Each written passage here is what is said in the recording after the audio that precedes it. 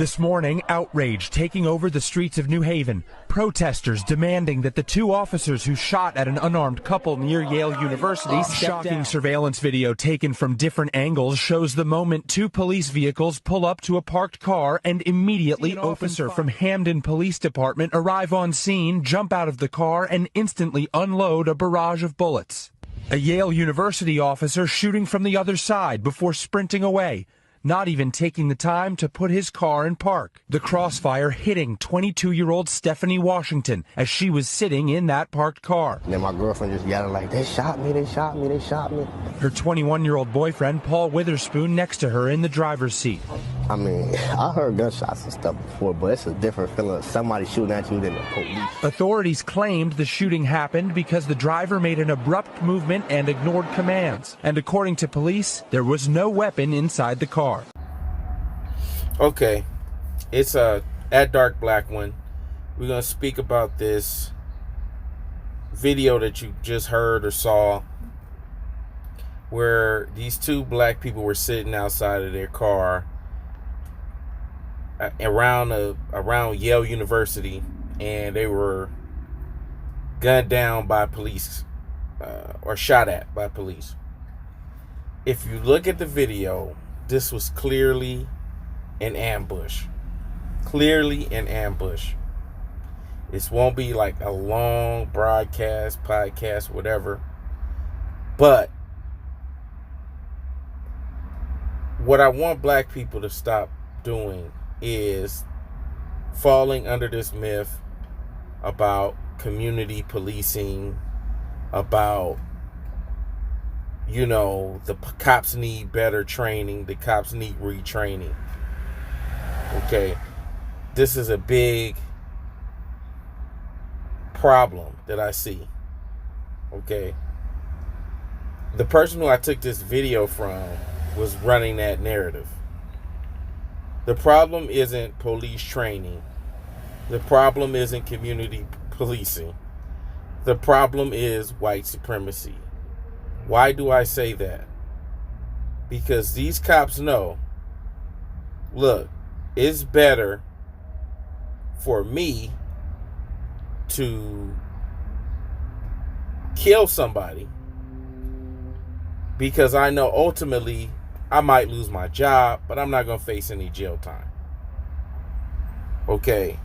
Now, if we were living under a system of white supremacy that actually punished race soldiers like this, where there was actual death penalty, things of that sort, where cops knew, okay, if I go to trial, I'm going to lose the case. Then there you would see less of these type of shootings, less of these type of ambushes like this. This has nothing to do about training. The cops know what the hell that they're doing. Okay, they're trained. The thing is, they're like, I'm taking your life before you take mine. And if a couple innocent people get killed, so be it. Because I'm coming back home to my family. I'm not going to be nobody's going to be coming knocking on my door talking about an end of watch. You know, that's not happening. So I'm going to kill whoever before I get killed. That's not happening. These race soldiers don't have any true penalties for killing black people, for mistreating black people. You may lose your job. Okay, you may lose your job. That's fine. You'll get hired somewhere else at another department. As Neely Fuller Jr. says, white supremacists don't get fired. They get transferred.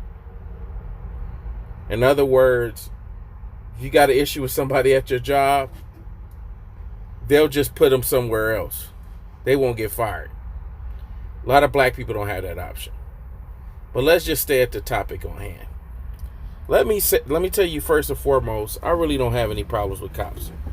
If somebody breaks inside my house That's probably the first person I'm going to call. I'm going to call the cops. I'm going to show the cops the video of the person breaking in my house. And that's going to be that. Right? I don't have any hood homies I can hit up and say, hey, do y'all know this guy and get street justice? That I don't know anybody. I'm a regular civilian. And I won't speak ill on cops or all cops. You know what I'm saying? But what I will say is that a lot of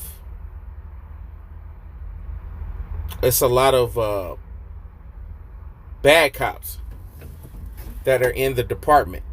But how can you really call out these policemen, or how can you call out some of these white supremacists when they have a blue wall of silence? And if you break that blue wall of silence, you become like that guy. What's that guy? What's the guy? I think his name was Christopher Dorner. Right? And he was this big, bald-head black guy that all of the police feared because he took out a couple. He took out a couple who had a father that worked within the police department. And they ended up killing him in Big Bear, setting his cabin on fire. But he wrote a manifesto. And you have to read that manifesto. And basically what it was the spook who sat by the door.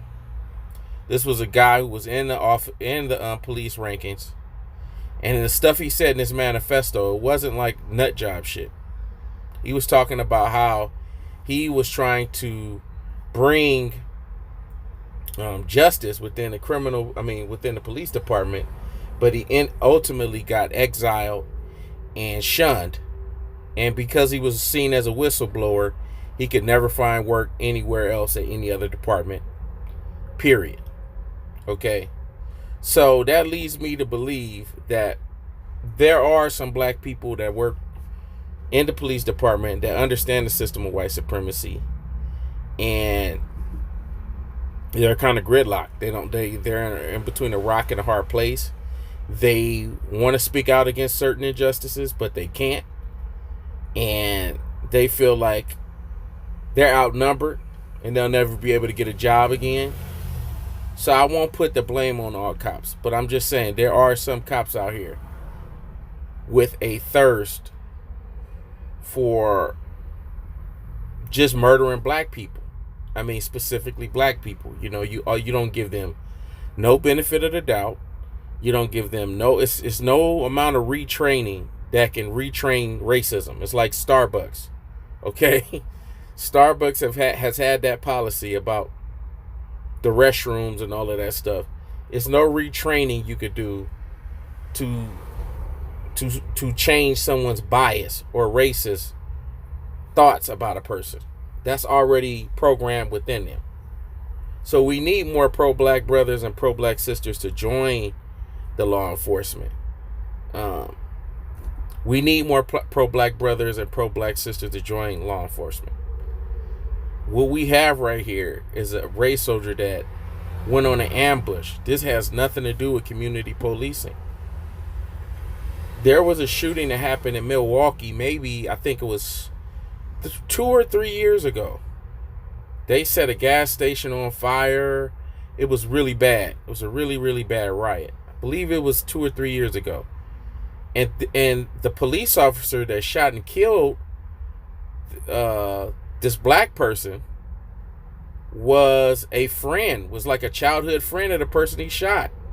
He just so happened to become a cop. So this whole community policing thing, the cop who shot the guy in Milwaukee, this was a childhood somebody everybody in the neighborhood knew. So that's a myth. The problem is white supremacy, because these cops know once they go in front of a judge and they have to face the fire, what's the first thing that happens? Media starts to get the work in. The gears start turning as far as which side are we going to take? as you see with the Muhammad Noor case, they're doing whatever they can to get all of this stuff against Muhammad Noor. Right? When it's somebody else, when it's a white cop that shoots down a black person, they take the side of the white person. Oh, well, Eric Garner didn't really die off a chokehold. He died off of heart disease. So, they try to switch the narrative. Okay? So, this whole thing where black people fall into this myth about community policing, okay, it's a myth. It is a myth. They do not need to be retrained. They know what they're doing. When you shoot at a car, as many times as these officers shot at that car, that's an ambush. Okay, 1 shot, 2 shot, maybe 3 shots. Okay, all right. You waiting for somebody, you kind of ducking down, waiting for somebody to fire back. No. When you let off that many rounds, that is an ambush. And these people join the force, whatever white supremacist cult beliefs that they have. And when they get on the job and they work in these poor black neighborhoods, or they work in different black areas, and they start to confirm whatever stereotypes that they have in their mind, and it only infuriates them and makes them have certain makes their racist belief that much more violent, where they want to harm somebody.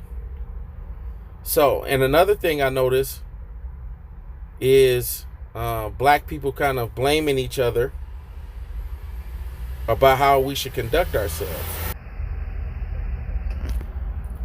We have this thing where we believe that if we conduct ourselves a certain way, we won't get harmed or we won't get killed. We have to comply.